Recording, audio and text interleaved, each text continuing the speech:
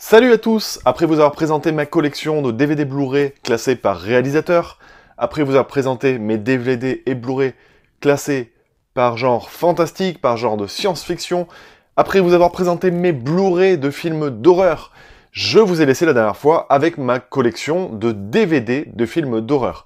J'ai divisé cette vidéo en deux parties. La première est disponible sur ma chaîne, la deuxième c'est maintenant. Bienvenue à tous donc pour la présentation de mes DVD d'horreur, partie 2.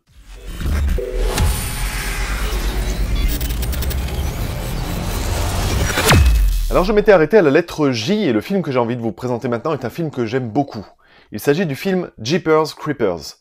C'est un film avec un boogeyman ultra intéressant et le film est excellent. Si vous ne le connaissez pas, je vous encourage vraiment à le mater parce que Jeepers Creepers, c'est on va dire un des boogeyman les moins connus du cinéma horrifique, alors qu'il mérite vraiment d'être exploité. Ce que j'aime dans ce film, c'est sa référence au film Duel de Spielberg, c'est sa construction narrative avec ses plusieurs axes de narration où justement on est un petit peu surpris, on ne s'attend pas à ce qu'on va voir. Et voilà, il y a deux parties bien distinctes dans le film, deux parties qui sont ultra intéressantes. Je me rappelle avoir vu ce film au cinéma, j'avais pris une grosse baffe. Alors forcément aujourd'hui, avec tout ce qui s'est fait par la suite, si vous le voyez aujourd'hui, vous allez dire ouais bah c'est un peu du déjà vu. Ça a un petit peu vieilli peut-être, mais en tout cas pour l'époque c'était vraiment un excellent film et ça l'est toujours aujourd'hui. Jeepers Creepers, vraiment je vous le recommande. Forcément, Jeepers Creepers ayant été un succès critique, a débarqué plus tard Jeepers Creepers 2, qui lui est un huis clos dans un bus un peu limité, c'est bien dommage, limité par son budget, limité par beaucoup de choses, parce qu'il faut savoir que le réalisateur Victor Salva en fait est poursuivi pour pédophilie, ou en tout cas abus sexuel sur mineurs. C'est pas bien beau, c'est pas très reluisant. Et c'était ce qui était un petit peu sympa justement dans le premier Jeepers Creepers, c'est qu'il exorcisait ses démons en fait au travers du film. Donc il y a une connotation très intéressante, il y a des reflets dans la réalité. Donc voilà, Jeepers Creepers 2 est un film plutôt sympathique, ça se regarde, c'est pas extraordinaire. Ensuite, qu'est-ce qui se passe donc comme DVD? Un jeu d'enfant, un film fantastique français, et rien que pour ça, je trouve ça cool de vous le présenter. Alors ça fait vraiment longtemps que j'ai pas vu ce film, je sais pas de quand est-ce qu'il date. Eh bien, je ne sais toujours pas de quand est-ce qu'il date, mais en tout cas c'est des années, je sais pas moi, 96, 2000, 2001, je sais pas, un truc comme ça. On pourra vérifier sur internet. Jeu d'enfant, voilà, c'est un excellent film fantastique français que je vous encourage à mater. Ensuite... Là, je pense que les connaisseurs vont reconnaître ce film et que ça ne parlera pas à grand monde. Les tueurs clowns venus de l'espace. Ouais, rien que ça. Alors c'est pas une comédie, bien que. On peut le prendre un petit peu comme une comédie, mais c'est un film, voilà, le titre, tout est dans le titre, fantastique, avec des tueurs clowns venus de l'espace. C'est vraiment, c'est des extraterrestres qui débarquent, des soucoupes volantes, et il y a des clowns qui débarquent et qui essaient de buter les gens. Voilà. C'est très fun, ça relève presque de la série Z, mais en tout cas c'est un classique du genre des années 80, donc ça rappellera peut-être des souvenirs à certains. Ensuite on a Land of the Dead, un film de zombies de Romero. J'ai regardé pas mal des films de Romero, je suis pas toujours très fan, vous le savez, puisque vous avez peut-être vu ma vidéo sur les zombies, mais voilà, en tout cas Land of the Dead, j'avais trouvé ça plutôt sympathique, il fait partie de ma collection. Je suis pas grand fan au point de vouloir l'acheter en Blu-ray par exemple. Leatherface qui est donc Massacre à la tronçonneuse 3. Il n'y a pas que du bon, encore une fois, dans Massacre à la tronçonneuse. Alors dans tous les slashers horrifiques, hein, forcément, il y a un film qui a marqué son époque et puis qui a débouché sur des suites plutôt commerciales. Là, Massacre à la tronçonneuse 3, alors ce qui est très rigolo, pour le clin d'œil, il y a Viggo Mortensen dans le film. Voilà, j'ai juste envie de vous dire ça. Le film, je sais plus s'il est bon ou s'il est mauvais, ça fait tellement longtemps que je l'ai vu, je crois que c'est un petit massacre, justement. Mais voilà, c'est à revoir donc. Ensuite, on a la réédition du film Maniac Cop. Maniac Cop, qui est un excellent film avec Bruce Campbell. Et je vous invite à vous regarder un petit peu sur ce film-là si vous ne le connaissez pas, parce que c'est un pur produit des années 80. Voilà, c'est un film vraiment qui, là aussi, qui a fait son trou aux yeux des spectateurs. C'est beau, non, ce que je dis, faire son trou. On passe sur le survival, un style de film, un genre de film qui m'est cher. J'adore les survival. Et celui-là, Manhunt, je le trouve vraiment très efficace. Il y a beaucoup de films qui racontent la même histoire, c'est-à-dire que c'est des étudiants, admettons, qui partent en forêt et puis qui se font traquer par un tueur. Mais donc c'est un genre limité en soi, donc il a intérêt d'être bien traité. Et je trouve que c'est le cas pour Manhunter. Manhunter c'est le film policier. On a ensuite le premier remake de Massacre à la tronçonneuse, le remake du premier film. Et je peux le dire franchement, c'est un excellent remake et c'est trop rare pour être souligné. Voilà, Massacre à la tronçonneuse, c'est vraiment, ça a marqué le début des remakes à la Alexandre Aja, avec La colline à des yeux par exemple, ça fait partie des remakes qu'on cite systématiquement quand on dit les bons remakes d'œuvres cultes. Voilà, Massacre à la tronçonneuse, ça en fait vraiment partie. Ensuite, le film May, et il faut vraiment que je m'achète une nouvelle boîte, une nouvelle jaquette. Enfin, d'ailleurs, j'en ai. Et May, c'est un film fantastique aussi, que je vous recommande. Parce que c'est, voilà, l'histoire d'une meuf un peu bizarre, qui va se mettre à tuer des gens, les découper, pour reconstituer le corps d'un être idéal. J'ai pas envie de vous en dire plus, rien que ça doit vous donner envie quand même. Ensuite, le film Misery, inspiré de l'œuvre de Stephen King, donc, et qui est une des meilleures adaptations de romans de Stephen King. Je ne vous en dirai donc pas plus, si ce n'est, n'hésitez pas. Ensuite, un petit slasher sympathique, qui s'appelle Motel. C'est rien d'extraordinaire, mais c'est efficace en son genre. C'est un couple qui tombe en panne de voiture et qui se réfugie dans un motel, du coup. Sauf qu'il se passe des choses bizarres dans cet hôtel, il y a des agressions de personnes. Et donc ils vont devoir peut-être fuir éventuellement, dans le meilleur des cas, ou alors mourir à petit feu, qui sait. Alors, qu'est-ce qu'on a qui nous attend? Mr. Brooks. Très très bon thriller horrifique, j'ai envie de dire. C'est pas vraiment un film d'horreur, mais c'est plus un thriller horrifique. Et j'avais trouvé ça ultra efficace. C'est un espèce de polar un peu noir. Et ça fait plaisir de voir Kevin Costner là-dedans. Voilà, c'est un truc un peu psychologique, avec un méchant bien travaillé. Donc c'est agréable. Ensuite, le film Mutant, un film de zombies français qui mérite d'être vu parce qu'il mérite d'exister. Donc voilà, fatalement, c'est pas parfait. Mais en tout cas, il y a l'amour du genre. Ça se regarde vraiment. Donc pour les amateurs du genre, n'hésitez pas à voir Mutant si vous ne connaissez pas ce film. On a ensuite un petit film de requin, parce que les films de requins, ça passe toujours bien. En tout cas, personnellement, ceux qui me connaissent, qui sont venus à la rencontre numéro 2, par exemple, doivent savoir que j'aime les films de requins, et oui, c'est comme ça. Et Open Water est un film de requin très correct. Ça se regarde très bien, c'est efficace. Voilà, ça casse pas trop à pattes à un canard, mais c'est quand même bon. Ensuite, un autre film de requin, très fun celui-là, Peur Bleue. Celui-là fait partie des meilleurs films de requins qui aient été faits. Alors ça va pas peut-être pas dans le tout haut du panier, mais en tout cas, Peur Bleue, c'est une série B très très sympathique. Avec des requins génétiquement modifiés qui du coup vont super vite, etc. et voilà, qui bouffent tout le monde. Alors vous allez vous demander, mais pourquoi est-ce qu'il a ça dans sa collection? J'ai le film Prey, tout simplement parce que j'avais dû le trouver pour pas très cher. Mais en tout cas, Prey, c'était un film que j'avais trouvé plutôt efficace en son genre. Faire un film sur un lion qui va manger des gens, c'est pas chose facile. Croyez-moi. Et il faut être un amateur de films de genre, un amateur de films de slasher, etc. pour avoir envie de regarder ce genre de film. Je vous l'accorde. Mais Prey était un film plutôt efficace. Alors il y a Terreur dans la savane, ils appellent ça. Il y a plusieurs titres.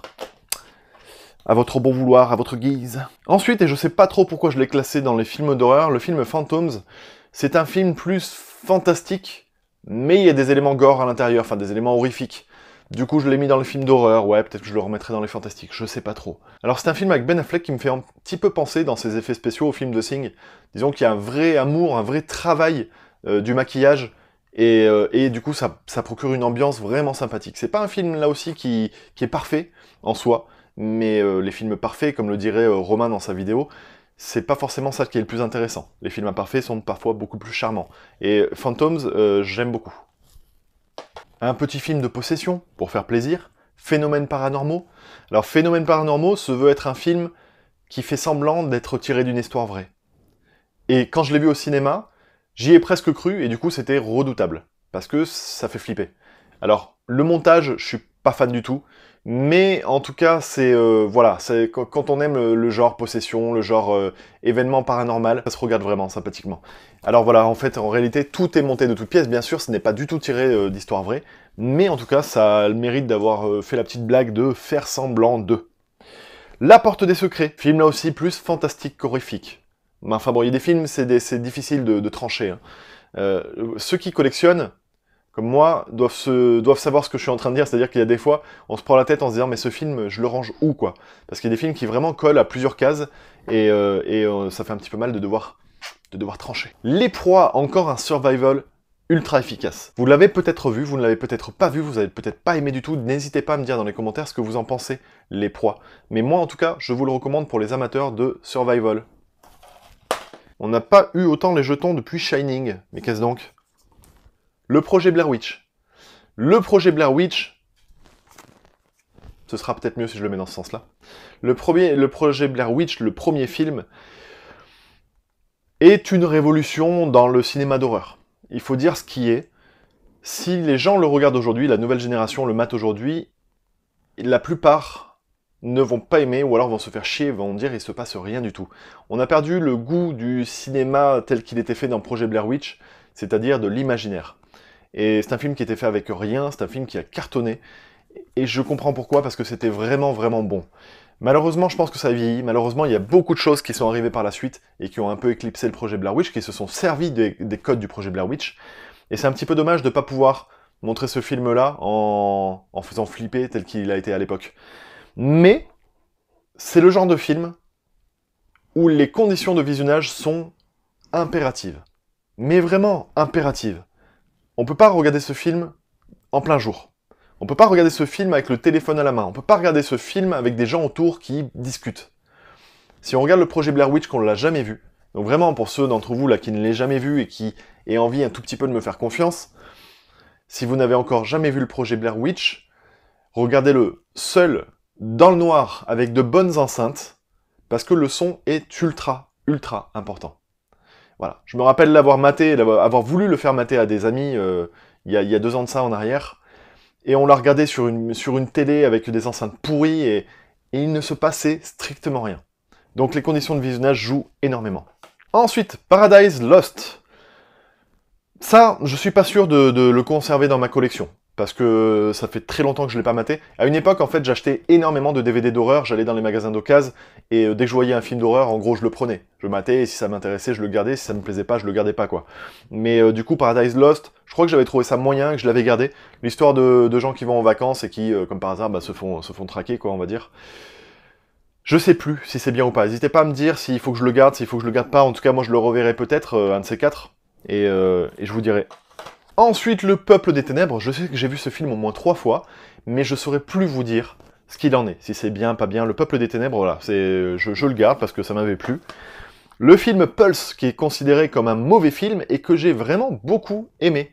Un film, là aussi, fantastico-horrifique, on va dire. Alors, Pulse, c'est un remake américain d'un film de Kurosawa. Donc, c'est pas rien.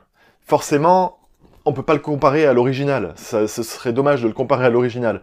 Mais, si on connaît pas, franchement, l'original, ou alors si on a envie de mater un film en se disant, bon, ça peut être sympathique, et ben, c'est un grand moment de divertissement. Ensuite, le film Ricker, là aussi un petit film d'horreur bien sympathique, où des étudiants vont se retrouver en plein désert dans la nuit et vont essayer de survivre, parce qu'il y a des cadavres, il y a des choses pas très très gentilles qui se passent. Le Rite, un film de possession, avec Anthony Hopkins, divertissant. C'est pas extraordinaire, mais ça fait vraiment le job, ça fait vraiment le taf quand on est amateur de films de possession. Les Ruines, là aussi je pense que c'est un film qui divise et que beaucoup vont se dire mais non, c'est pas un bon film. Les Ruines, moi j'ai trouvé ça ultra efficace, ça a fonctionné, j'aime le scénario, j'aime l'idée, j'aime la façon dont le gore a été traité, et j'avais flippé en le matin tout simplement. Alors, intéressant de vous parler de ce film, parce que je sais pas s'il y en a beaucoup qui le connaissent, La 7ème Lune. La 7ème Lune est un film réalisé par le réalisateur du projet Blair Witch. Alors, ils sont 2, hein, les réalisateurs, mais là, c'est un des 2 qui a réalisé La 7ème Lune. Il reprend les mêmes codes, c'est-à-dire que c'est un found footage. Et que du coup, on voit pas grand-chose, la caméra est à l'épaule, ça bouge un peu, et j'ai vraiment, vraiment kiffé La 7ème Lune. Là encore, les conditions de visionnage sont impératives. Parce que ça joue sur la qualité du film, forcément. Donc n'hésitez pas à me dire si vous l'avez vu, si vous avez aimé ou pas. Je serais pas surpris que vous me disiez c'est complètement naze ton film, mais en tout cas moi j'ai beaucoup aimé. Ah sympa, une œuvre de Kim Chapiron, un réalisateur français que j'aime beaucoup. Chétan.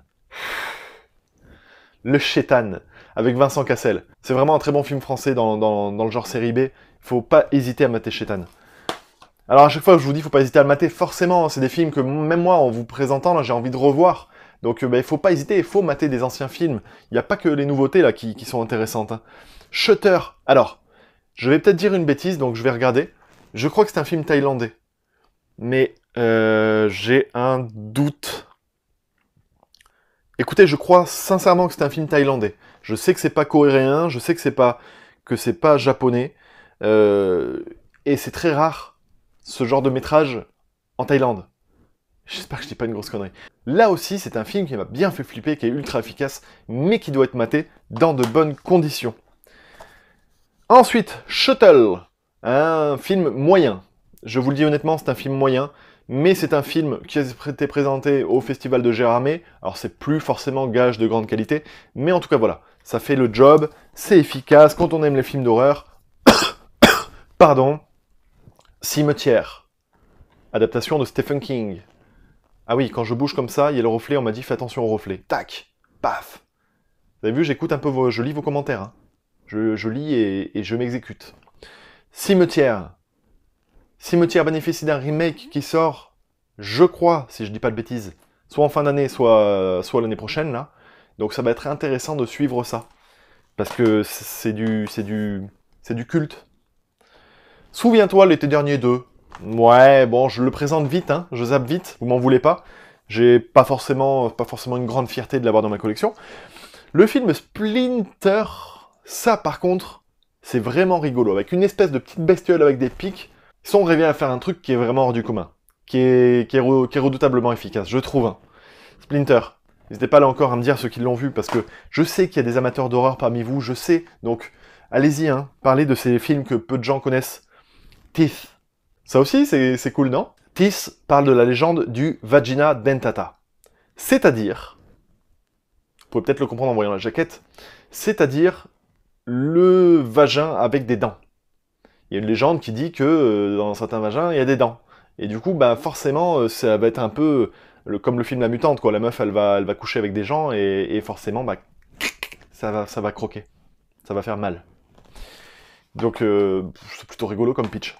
Ah, là encore une œuvre fantastico-horrifique, adaptée de l'œuvre de Clive Barker, Terreur. Ça, je trouve ça terrible. Il faut que je vous lise le résumé. Stephen et Cheryl sont étudiants en cinéma et tournent un documentaire où leurs camarades exposent leurs terreurs les plus intimes. Ils ignorent que l'un des membres de leur équipe, traumatisé depuis l'assassinat de ses parents, a décidé de confronter les intervenants du projet à ce qu'ils redoutent le plus. L'expérience va se terminer dans un bain de sang. Le pitch est dégueulasse. Ce qu'il raconte derrière le film, là, c'est nul. Vraiment, je pensais que vous faire envie en lisant ça, mais en fait, pas du tout. Il faut voir Terreur, parce qu'en fait, c'est voilà, les gens qui sont confrontés à leur peur, et c'est vraiment très fun. Fun, c'est peut-être pas le mot. Terreur sur la ligne. Un Home Invasion très sympathique, très efficace, même si c'est pas d'un grand réalisateur, hein. Simon West, c'est pas forcément le meilleur dans le genre, mais en tout cas, voilà, je trouvais ça plutôt sympa. The Theater Bizarre. Suite de petits sketchs horrifiques, c'est-à-dire que c'est voilà, des petits courts-métrages dans le domaine de l'horreur. C'est moyennasse parce qu'il y en a qui sont vraiment pas bons et il y en a qui sont excellents. Du coup, bah, dans l'ensemble, c'est moyennasse. Ah, ça, c'est vraiment excellent. Tucker and Dale fight le mal. Ça, c'est vraiment, vraiment cool. C'est une comédie horrifique, en fait. Et je vous invite vraiment, voilà, pour ceux qui aiment, je sais pas moi, Shaun of the Dead ou des choses comme ça, je trouve ça même encore bien plus fun, Tucker and Dale. Ensuite, le premier film, Vendredi 13, et là, vous allez voir que je vais devoir vous présenter un paquet de films Vendredi 13, parce que, forcément, bah, je me suis procuré cette espèce de petit coffret. Voilà, j'essaie de pas mettre le reflet dans l'image. Cette espèce de petit coffret qui comprend bah, tous les autres Vendredi 13. Donc il y en a 1, 2, 3, 4, 5, 6, 7. Avec celui-là, ça fait 8. Et il y a eu le remake qui a été fait. Le remake que j'ai trouvé tout naze. Pourtant, je crois que c'était le même réalisateur qui avait fait le remake de Massacre à la tronçonneuse, et ils se sont dit, bon, le mec sait faire des remakes, on va le faire reprendre toutes les grosses franchises, sauf que c'est, mais alors d'un fade, il a vraiment été ultra, ultra classique, vraiment très pauvre, ça méritait pas de faire un remake pour faire ça. La saga Vendredi 13, c'est une saga que j'aime bien, mais c'est pas mon boogeyman préféré. Voilà, je préfère largement Halloween, même si, au terme de qualité, bah, c'est très comparable. La Voix des Morts, où bah, donc un mec essaie d'écouter les morts lui parler. Je trouve ça très bon comme film. Et La Voix des Morts 2, qui, pour une suite d'un petit film avec un budget moindre, est tout aussi intéressant. On a le film Wilderness, un survival présenté au Festival de Gérardmer, et que peut-être beaucoup d'entre vous ont déjà vu, mais peut-être pas. Wishmaster, un espèce de monstre qui va... Alors je crois que c'est les gens qui réalisent leurs vœux, hein, d'où le titre Wish, et que du coup, en fait, ils réalisent vraiment leurs vœux, mais de façon horrifique. C'est-à-dire qu'ils pensent que leurs vœux se réalisent, et puis ça finit très mal. Les mecs finissent découpés, finissent dans des boîtes, etc. C'est plutôt rigolo. Alors vous allez vous dire, ce mec rigole du malheur des uns. Bah ouais, parce que ça fait mon bonheur, tout simplement. Le film Zombie, le chef-d'œuvre de Romero, je pense. Même s'il y a peut-être La Nuit des Morts Vivants, enfin bon bref, les fans de Romero vont se battre pour me dire non, c'est celui-là le meilleur, je sais pas. Le film Zombie que j'ai, même si je suis pas ultra fan de Romero, parce qu'il y a certaines œuvres comme ça qu'il faut posséder, en tout cas pour pouvoir les remater et pouvoir les analyser un petit peu par la suite. Voilà, je suis pas complètement fermé à Romero, donc ça m'intéresse d'avoir certaines de ses œuvres. Bien! On a fait le tour de mes films d'horreur. On a vu les films d'horreur que j'ai, qui sont classés par réalisateur, on a vu mes Blu-ray d'horreur, on a vu la première partie de mes DVD d'horreur, et là, c'est la deuxième partie qui se termine. J'ai envie de vous dire, après une vague d'horreur comme ça, là, qui a duré quand même quelques heures au final, la prochaine fois, on va passer aux comédies. Voilà, moi sur ce, je vous laisse, n'hésitez pas à me laisser un commentaire, un petit like, à partager sur Twitter, sur Facebook, etc. Plus on partage, plus on aime, plus on est de fous, plus on rit. Et on rit, donc on va vous présenter les comédies la prochaine fois. Et moi, simplement, je vous dis à dimanche prochain. Ciao, ciao.